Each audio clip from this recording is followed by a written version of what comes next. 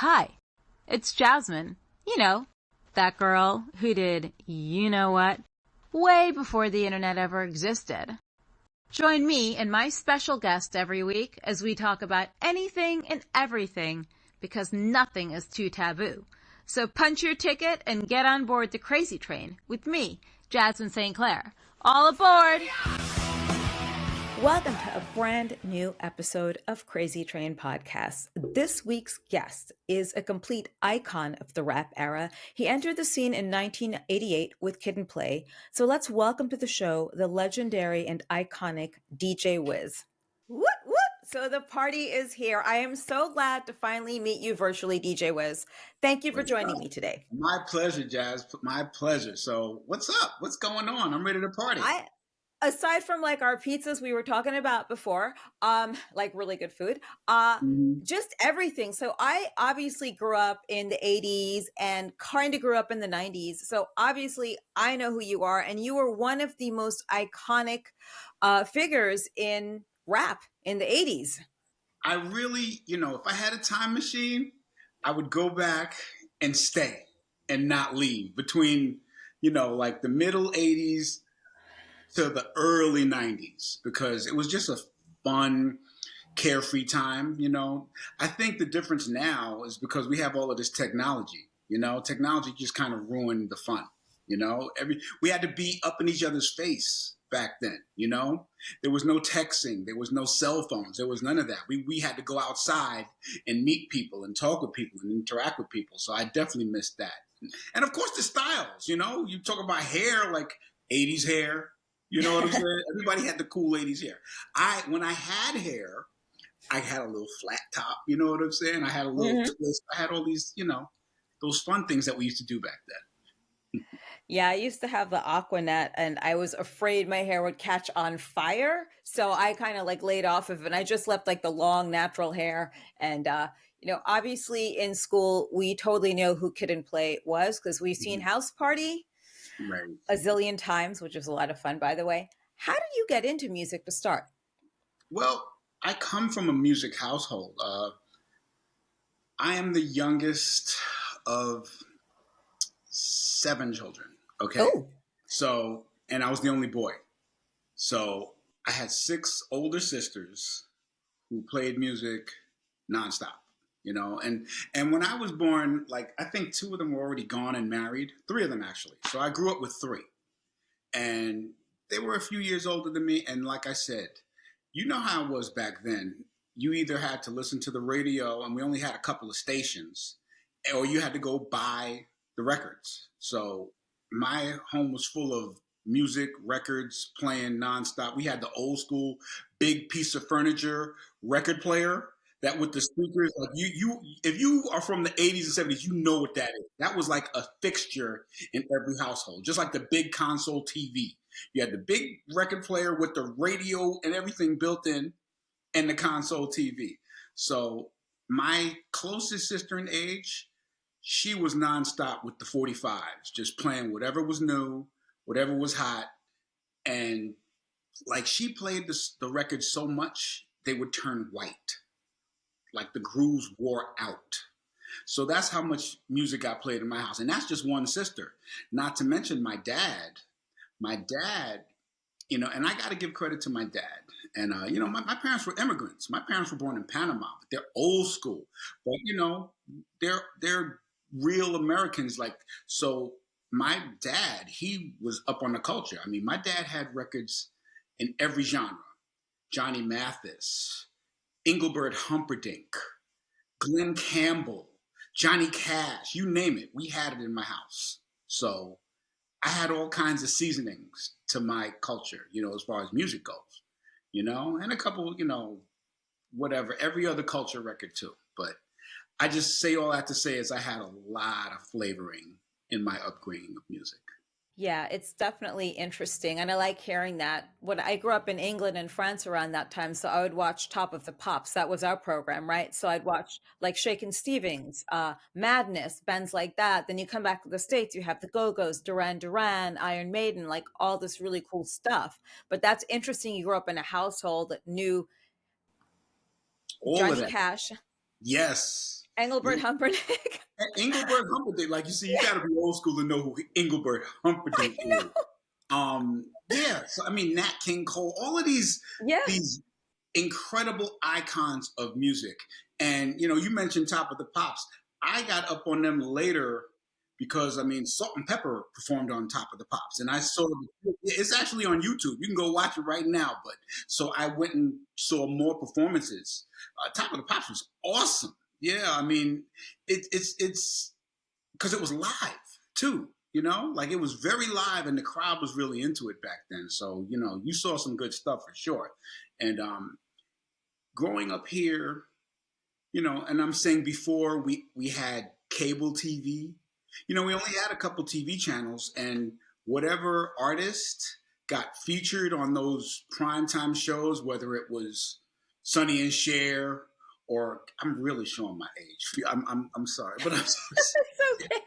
Sonny and Cher, the Jackson 5 show, Flip Wilson, Soul Train, of course, American Bandstand, and Carol Burnett.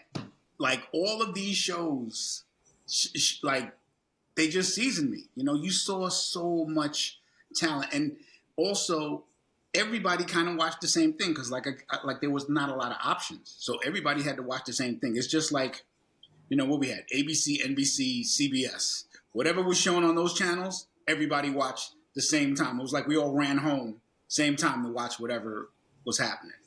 So I mean, I'm grateful for those times in the 80s, the early 80s, even late 70s too. Okay.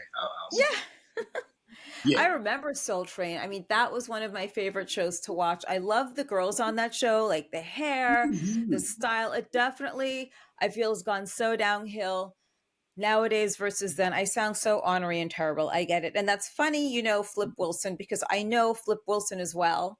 Flip Wilson?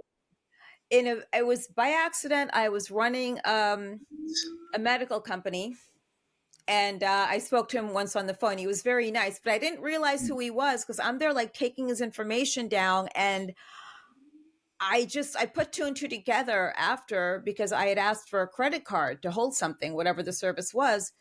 And then it's like, oh, wait a second. Never mind. Okay. Talk about an influential legend. Yes. That man, oh my God, on so many levels. And like I said, I was young watching that guy. I was really young. And he was a fixture in not just Black households, every household, because he was so funny and talented. And he had all of these amazing guests on his show. I watched something of his on YouTube the other day, and I was like, wow.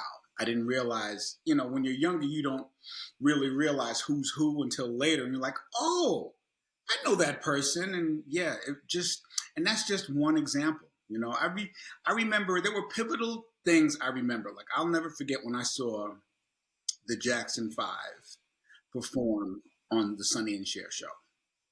And they performed that Dancing Machine, and they did the robot for like the first time, and Cher was doing the robot. Like that is like ingrained in my brain. You know what I'm saying? So yeah, it's things like that just gave me my taste, my flavor, and wanting to learn more about music. It was very exciting, to see that as a kid on TV. It's a very special thing. I feel as though we're the spoilt generation because we've seen some amazing things in culture, actual culture, that is, folks, not just, what people think culture is these days. It's not a TikTok video. It's not going into a small village where people don't want to see you running your phone and doing things and videos. I mean, I've been into some places in Europe where it says, no videotaping, no this, because it's a quiet area with a lot of elderly people. It's a very tiny town in France. And you get these young kids that come in that just want to run, they have the video going, the TikTok. It's like, no, it's about respect. And that's another thing. I don't think rap musicians today could survive rap back in the 80s and 90s because those were some brutal brawls going on. And it was face to face, like you said, in person, rap battles. The thing about today, the skill level is down. You don't really have to be too talented today to be successful. That's the difference. today you can kind of hide it and mask it with all these other things, from effects to visualizations. I mean, the effects really overdo it though. You can't even understand the lyrics on 80% of what you hear because it's just so clouded with effects, and back then there was no faking it. If you sucked, you sucked, and you got booed, pretty much. Yeah. No fake it till you make it, baby. And no like buying followers, no buying likes, no buying whatever it is, views for your reels and clicks. It was actual talent, which is something I completely miss about that time. So this is why, like, if I listen to anything from that era, yeah, it's like NWA, things like that, because it was very heartfelt. It had a lot of soul to it. When you listen to musicians nowadays, there's no soul there. It just seems like they're up at a microphone. And that's another thing. I see DJs sometimes, I think they just do this, but they're not doing this really, like listening to what they're doing. Does that make sense? Oh no, you're 1,000% on point. And I have this conversation with some of my fellow DJ colleagues where the issue with that, Jasmin, is the technology has made it easy enough for everybody who has money to buy equipment to become a DJ. And the technology keeps getting smaller, cheaper, simpler, so everybody can have it. So now everybody's considering themselves a DJ, which is way far from the truth because it's not just about having the equipment and having the music. You have to know the backgrounds too. You have to know how to read a room. You have to know how to keep a beat. There are so many factors that go into becoming a skilled, experienced DJ. You have to know genres. You have to know people like Johnny Cash and Engelbert. You have to know these things, because if somebody comes and asks you, "Hey, do you got anything by such and such?" and not like saying like DJs like to be requested for songs, but just if you see the atmosphere and you read the room, you know what to play because you know the genre, you know the artist that will get the party going. So it's not as easy as people think. And a lot of people find out the hard way. Yeah, even when they hire DJs, I've been to events where the DJs just flat out suck. It's like, what are you doing? Actually, at my gym, they have a DJ every Thursday. I have to tell you, it's the most annoying thing. I know this sounds horrible, people. I'm not as horrible as most people think I am, but I can be. You should have seen this dote standing there with her headset on. I call people a dote sometimes, not that they always know what I mean, but you get it, right? Yes, I get it. So she's like, with her little thing and the headset and her horrible hair. Mm-hmm. All I asked her, I said, could you not play this? Because it's so loud, it's overpowering my blue, my headphones. Oh, well, it's just great. It's the newest hit by so-and-so. I'm like, it doesn't make a difference. It sucks. Just like your DJing really sucks. Like, did you get hired because you have a vagina? Like, why are you here? And you know what though? It's true. I'm glad you said that because that, unfortunately, that is a reality sometimes. It could be a pretty female that has equipment and has a music library and calls herself a DJ. And she knows nothing about keeping the beat, the rhythm, or what artist should go with what artist or what song, beat matching tempos. It's ridiculous. It's ridiculous. Well, she I'm glad left. you said it though, because I don't want to be like a hater. You know what I'm saying? Like, oh, you're just hating on. No, it's real, and you just proved it. She wasn't even cute. That was the weird thing. But yeah, it kind of ruined her day. So she kind of shut down the DJing system. I didn't see her back at the gym after that. It's not bullying, by the way. So yes, moving right along. How did you come into contact with Kid and Play? We're all from the same neighborhood in East Elmhurst, Queens. We all grew up in Queens. Yeah, we were young, young teens. Before Kid and Play, I was actually in a earlier group, hip hop group with some guys that I went to school with.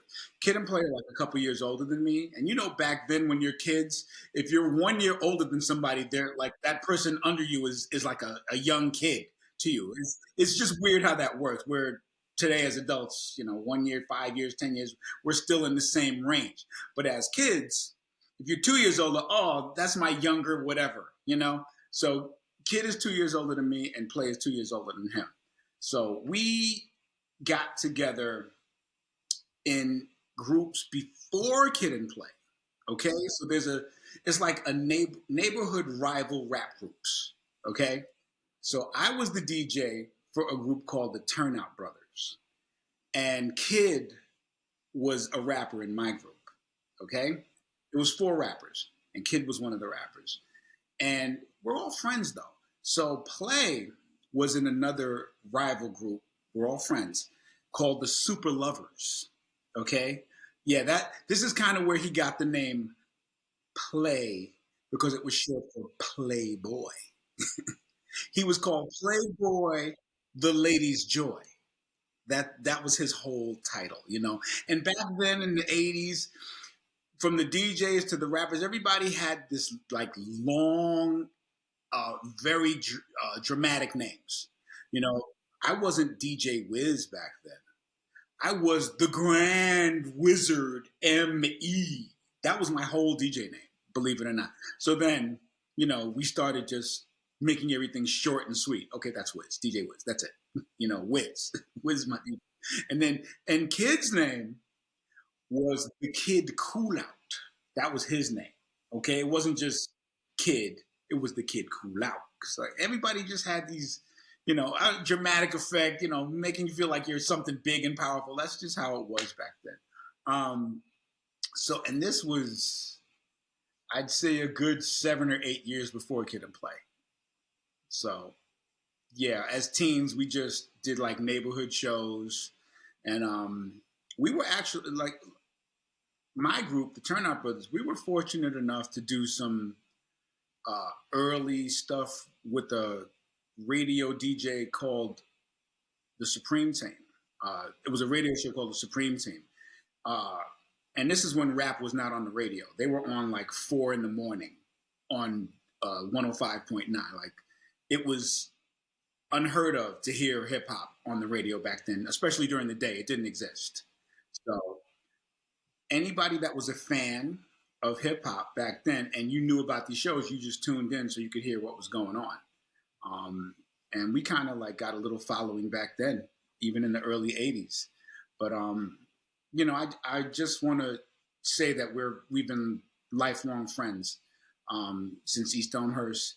Kid actually moved to our neighborhood in that time. He lived previously in the Bronx. Kid used to live in the Bronx, and then he moved to East Elmhurst, and that's when we all kind of just became these.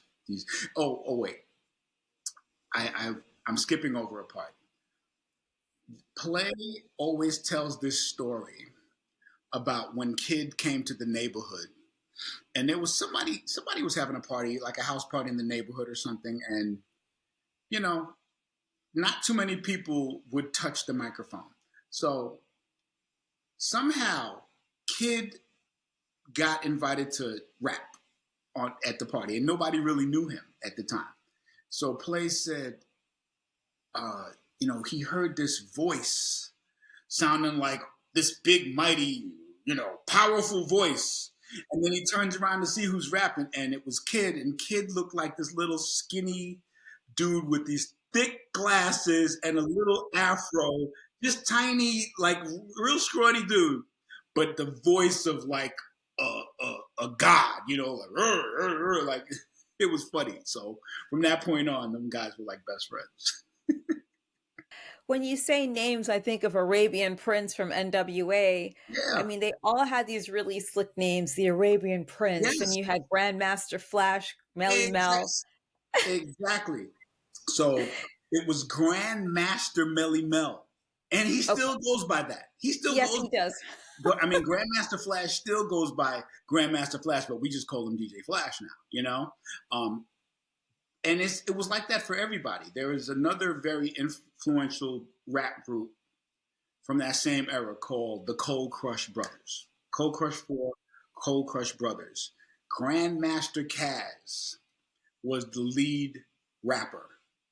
And then, you know, they had, you know, 3 other rappers, another DJ, or 2 DJs actually. But Grandmaster Caz is iconically known for writing the lyrics to Big Bang Hank's Rapper's Delight. He wrote all his lyrics.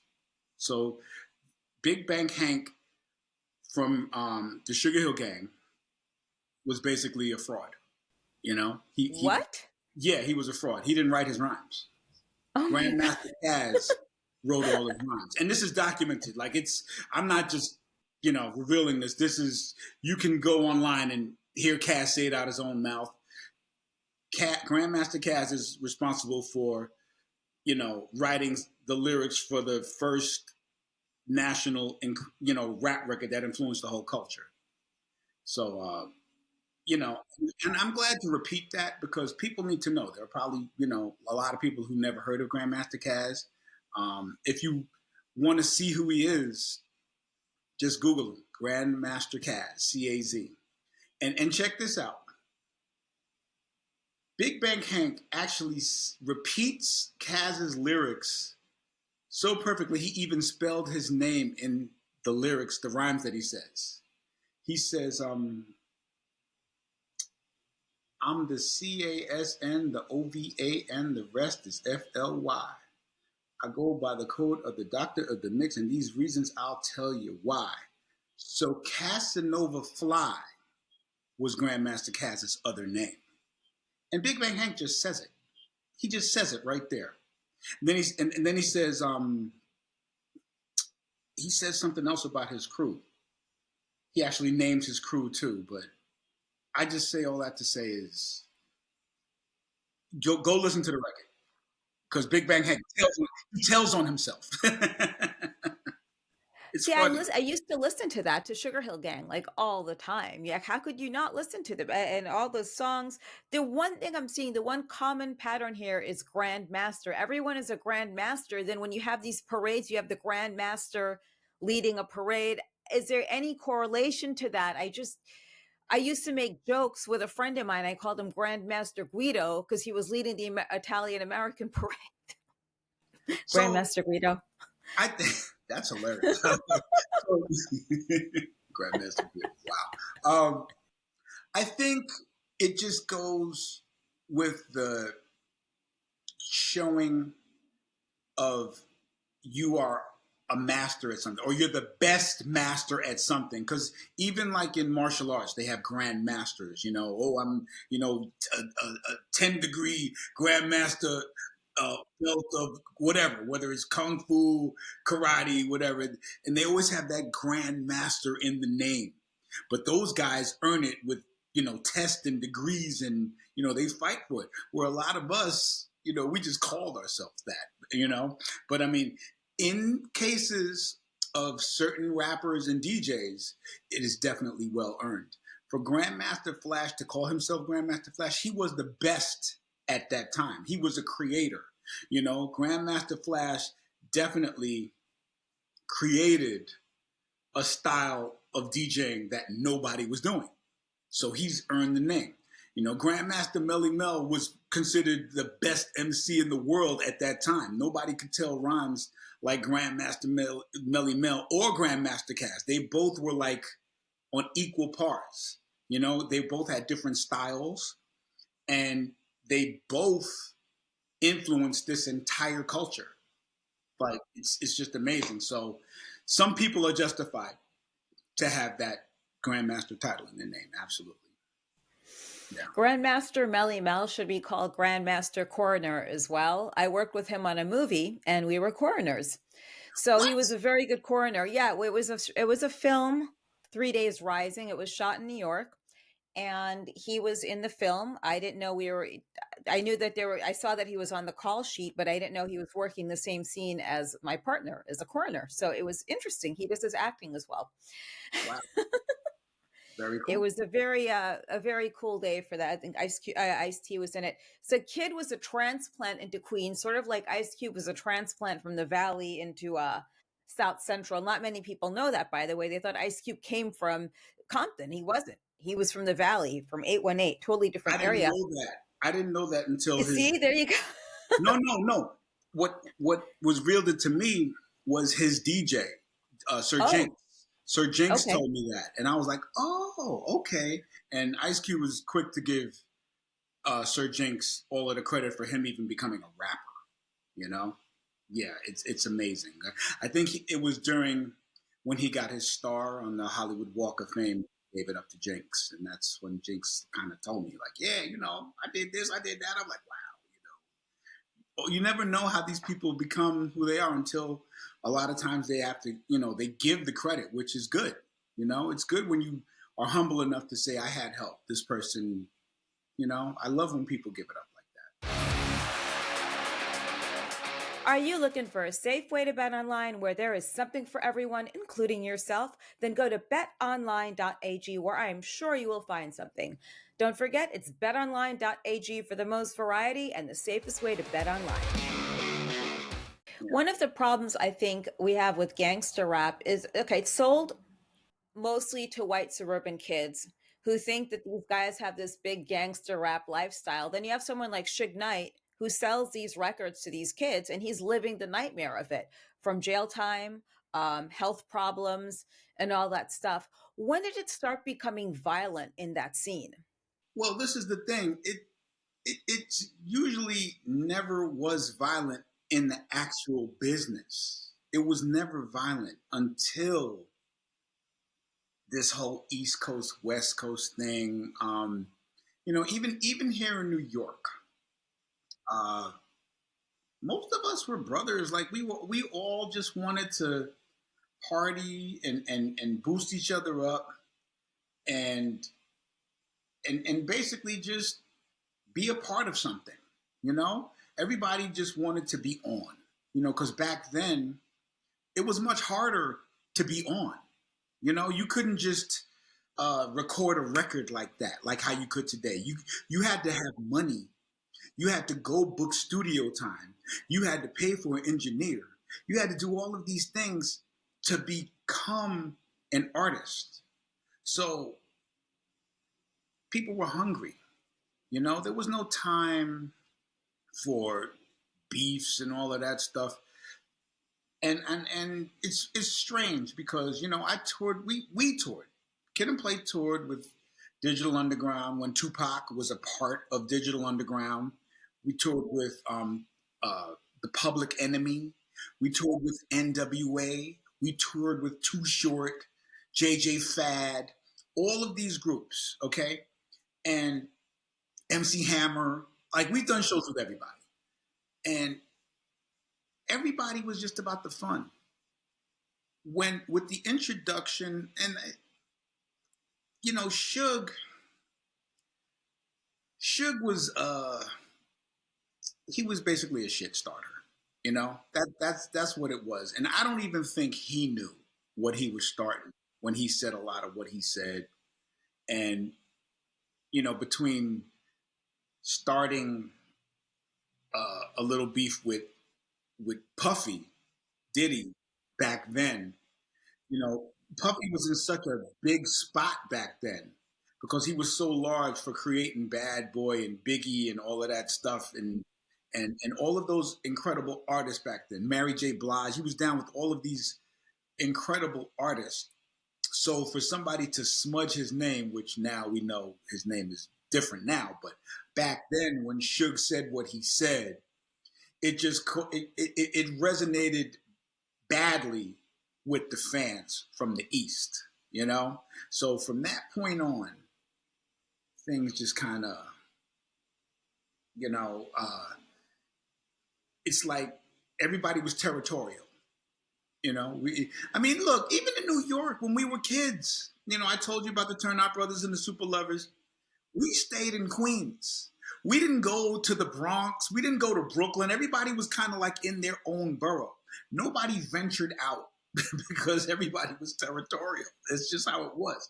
But at some point, that changed. That changed, and people would just go to where the fun was at. You know, back then, you remember, you know, people used to go to roller skating rinks. Oh, of course. Yeah. You know, I love that. we did shows at roller skating rinks. You know, there was USA roller skating rink in Queens. We used to go there and I went there. listen. USA roller skating rink is legendary. They had so many artists come through there. As a matter of fact, one of my colleague friends, there's a guy named DJ Baby J. who promoted at USA Roller Skating Rink. And he was the first promoter to bring New Edition to New York City, like when they were just starting. Yeah. Yeah. And we played there before that. And as the Turnout Brothers. The Turnout Brothers played at USA Roller Skating Rink, and we packed that place so badly. Like they got a summons from the fire department for being too crowded. You know, it wasn't just us. It was two other bands there too, but just the power of hip hop and the promoters and, you know, the territories. We were strong back then. We were very strong and supporting each other. Yeah, so, you know, I didn't mean to go all over the world with that. No, it's okay. Yeah. That's what we do. Yeah. So, you know, the whole thing with, you know, when you say it becomes violent, it was not really violent back then. It didn't start happening till art started, you know, real life started imitating art. We knew Tupac, you know, like Tupac was such a sweet, loyal person. He was not this gangster that he would say he is on the records or whatever. You know what I'm saying? And we all know NWA wasn't that. We know that. We all know this. You know, Ice-T says it too. I wasn't a gangster. I talked gangster stuff, but I was not a gangster. You know, and he also said, Ice said, you know, real gangsters don't make records. That's don't. True. They don't. You know, they ain't got no time for the records. Come on. So it's kind of like younger people may have got into the game thinking that they could just make some money and be a gangster too. Like, this is what I'm supposed to do. It's like they follow a fake blueprint that's not even real. So but it kind of started in that area, like the mid 90s. Things just kind of shifted, you know?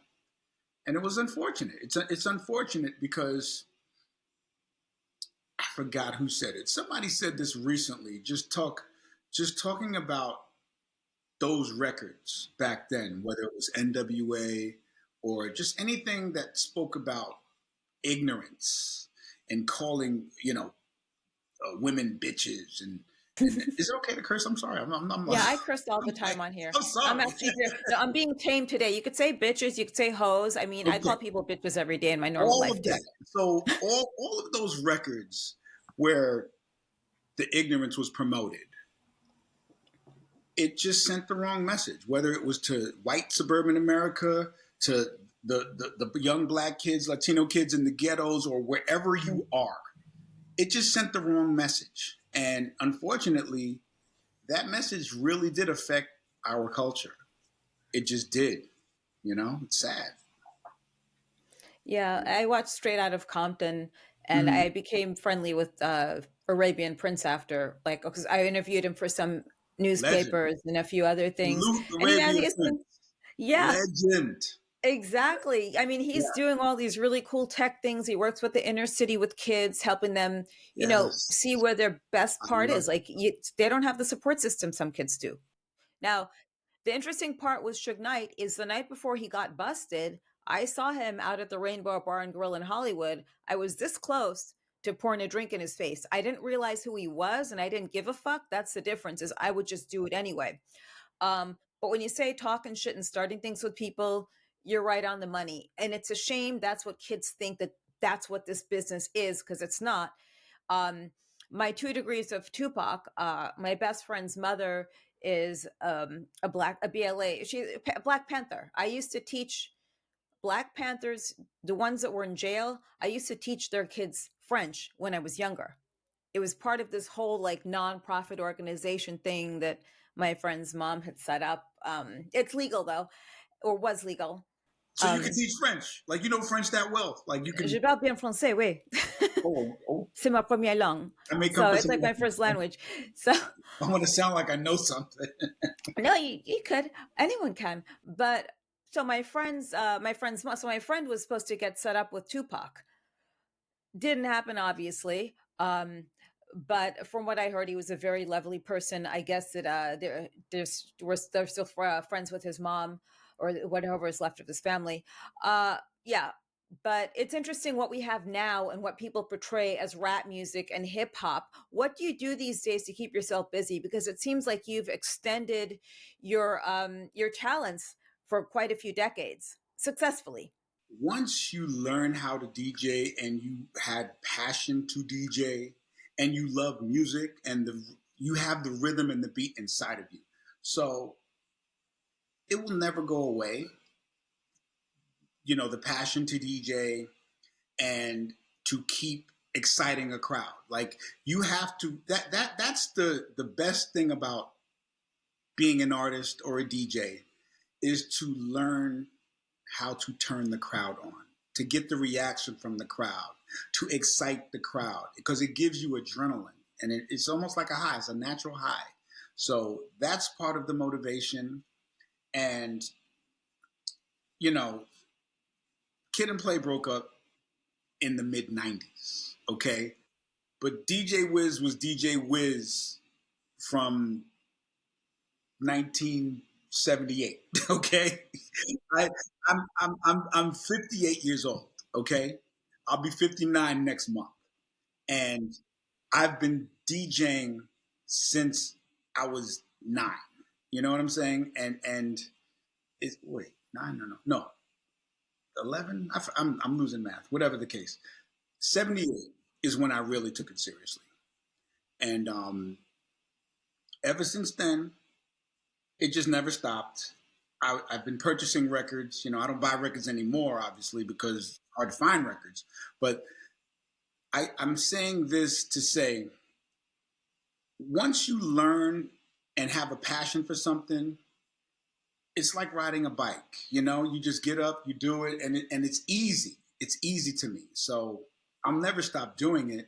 And I'm blessed enough to have people and a support system that, you know, I get booked for things because I'm reliable and I'm good. So, you know, you keep getting the callbacks. It's just like whatever talent you may have, you know, if you do something well and you have people that have used you before, they're going to use you again. And they're going to refer you to somebody else that would need your services because you're good and you're reliable. That reliable thing is very key. You know, a lot of DJs fail because they're unreliable and they're not dependable and they're late. No good.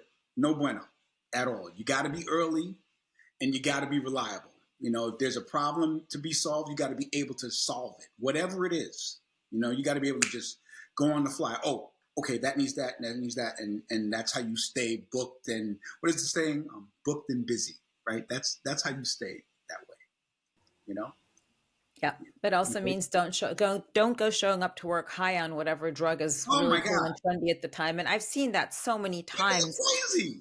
People are crazy. Well, then I know a DJ needed a mental health break and was having a day. Still showed up though, right? 20 minutes late, but was having a mental health issue. And it's like, dude, seriously, you then go get a mental health, whatever, what do they have? Those mental health animal, whatever. No, you know, I don't even believe in that. No. Yeah, right. You shouldn't be doing this business then. It's that simple. Because it's not made for the weak. I think so. And every time I see these freestyle festivals popping up, I see Your Name sometimes. I see Salt and Pepper. I see a bunch of DJs. DJ Speed is on one of them. Mm-hmm. How many of those do you do every year? And what's the vibe like at the freestyle music festivals? You know, those type of events, they're usually annual events. They happen same time every year, whatever city. And, you know, they can't book the same people every time. So, you know, we got to share the talent wealth because there are so many other amazing DJs from my class, you know, just over the years. There are so many amazing DJs. So, you know, it's like a rotation, like a merry-go-round, you know. We all get a turn to shine at an event. So I'm grateful for any of those that come my way. You know, how many a year I do, I don't even know. It varies. I've been doing more corporate stuff. You know, I have a friend that's like he's an event planner and he does a lot of corporate events and he uses me all of the time. So I'm grateful for my man, Brian, my man, Brian Dotson from B Season Events. He's Woohoo! more points. What's up, Brian? Big dog. Hi, Brian. Book him some more. You should. You need to. Yeah. Yeah, So I want to go to the freestyle event this year. I think Salt and Pepper are playing, so I have to see them because that was like I never got to see them as a kid, but I always had their albums, so I have to see them. Like it's they're one of those amazing. things you got to do. They Huh? still got it. They still Yeah. got it, and it's and like I said, it's passion, and it's like it'll never not be easy for them unless something health wise happens. It's just so easy. They just get up. It's like walking. It's so breathless, effortless, and they're such professionals. I mean, come on. This is 2025. They've been doing this for almost 40 years. That's what I mean. I'd rather see them than like some little pop star who thinks she's hot shit and she can't hold a beat versus Salt and Pepper. I mean, those are the OGs. Yeah, I'm just like I just realized. I said, man, it's almost 40 years that they're doing this. That is such a blessing, you know. For anybody to do anything you love for that long is the biggest blessing you could ever have. Whether it's Salt and Pepper, and we have industry friends because from that class we see each other on the road. We might see people who work the circuits all the time because they had such a big records. Salt and Pepper had Push It, of course. Uh, we'll see Rob Bass, It Takes Two. Like, these people will work for the rest of their life because they had these huge records. Uh, uh, Sometimes we'll see Dougie Fresh and Slick Rick or Chub Rock. All of these guys who have these amazing uh, classic, timeless records. You see, that's the other thing. The music then is timeless. Even though it might be the mid 80s, 90s, you can play it today and it still does what it's supposed to do. Where today's music, I ain't too sure about that. You know. No, there's a lot of stuff I'm very unsure of creatively today between AI and just all these whatever you call them, the mechanic, the electronics. It's too much for me. Like I like everything before, and I hopefully things can go back that way. People actually want to put in the time to learn and have the talent. Like I would never take a class from someone who learned online and only online. Like I went to see a dermatologist today. I mean, I don't know what the girl just looked really puzzled. So I did ask her, I said, let me ask you something. How old are you? Oh, 32 years old. All right. So did you go to, like, were you online learning anything or where did you get your degree from? Well, some of my classes were online. Okay. Yeah, no, I'm good. I just like walked out of the dermatologist office. So I don't think I'm welcome back there. So yeah, but I totally get what you're saying. It's a different set of it's a different merit based system. People really got further on merit back then than just who you know and just kind of winging your way through it. What do you have coming up?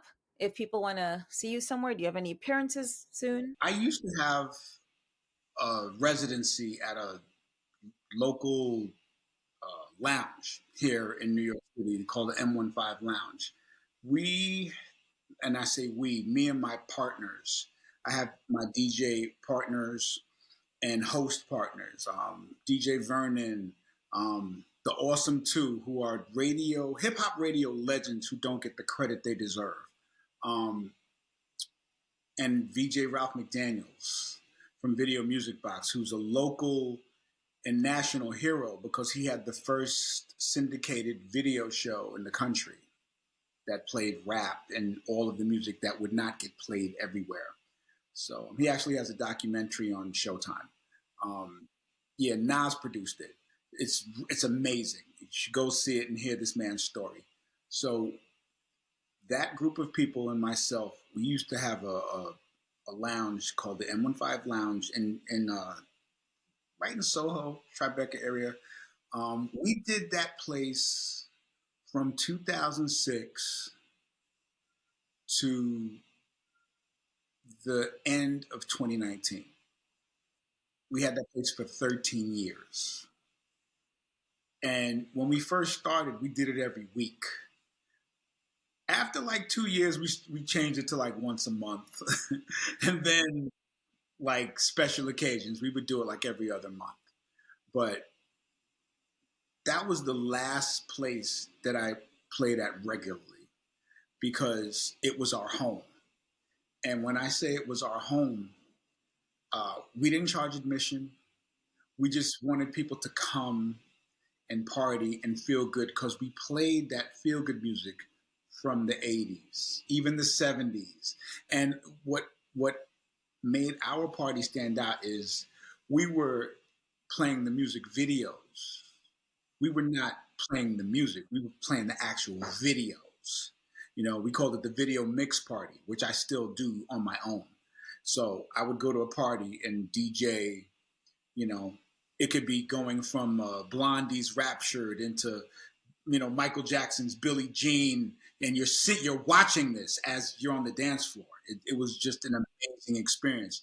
You know, we would play whatever, but it was the reason. Like I started this party because I felt that people, and when I say people, meaning the powers that be on TV and radio, were not representing our era properly.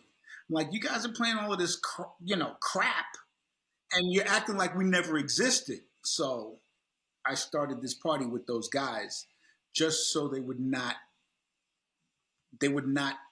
muzzle us. You know, I'm like, hey, people are going to know about our era and our times because they don't even play they don't play us. They don't play Salt and Pepper. They don't play Kid and Play. They don't play Big Daddy Kane. They don't play Wham. They don't play all of these artists who are so influential, you know? So, you know, we played all of that actual music video real time, and it was just a really amazing, fun time. And me being the fan that I am of our culture and my heroes, people like Melly Mel would come to my party. DJ Kool Herc, the creator of hip hop, come to my party. You know, all of these people, Master G from Sugar Hill Gang is at my birthday party rapping on stage with Grandmaster Caz and Melly Mel. And I'm like, is this really happening? And Kool Herc standing behind them. You know, so we created that space for the love and the passion. And I have not been able to find a spot like that in New York. And to be honest, there are no more places to go in New York. It's like everything has changed. Once COVID came, everything just got shut down. And unfortunately, you know, I'm not going to work with these new age promoters. Yeah. That would be disrespectful and say, "Oh, I'll give you like $100 to DJ." I'm like, "You want to what?" Yeah. I don't need to be here. You know, I don't need to be here. And it is kind of like how you were talking about the girl DJing at the gym. You know, like they'll go hire people like her, saying, "Oh, I can get that person to do it $50, $100." I'm like, "Well, go get them." Look, I done paid blood, sweat, and tears over 4 decades. Please get out of my face. You know, so I don't have a regular spot that I play at anymore. But yeah, I do my corporate stuff, and I'll go support my peers. And if somebody called me to get on as a guest, I go get on as a guest. You know. So how do people find you on social media? On Instagram, my @ is the real DJ _WIZ. That's my IG. On Facebook, I'm Mark, MARK, Wiz, WIZ, Eastmond, EASTMOND. I don't really do X. I have X, and it's @ DJ Wiz, basically @ DJ Wiz.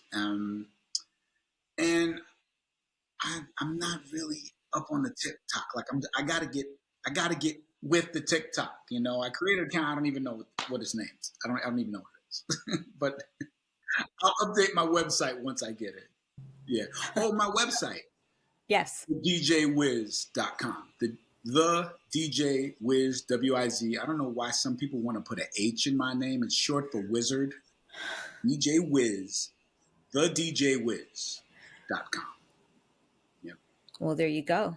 Thank you so much. I look forward to seeing you out there on the road and seeing what other things you have coming up. And let us catch up soon. And thank you once again for joining us. Thank you for having me as a guest. I may be in LA, and if I come to LA, I usually have an event or something tied around it, and I'll keep you posted. Absolutely.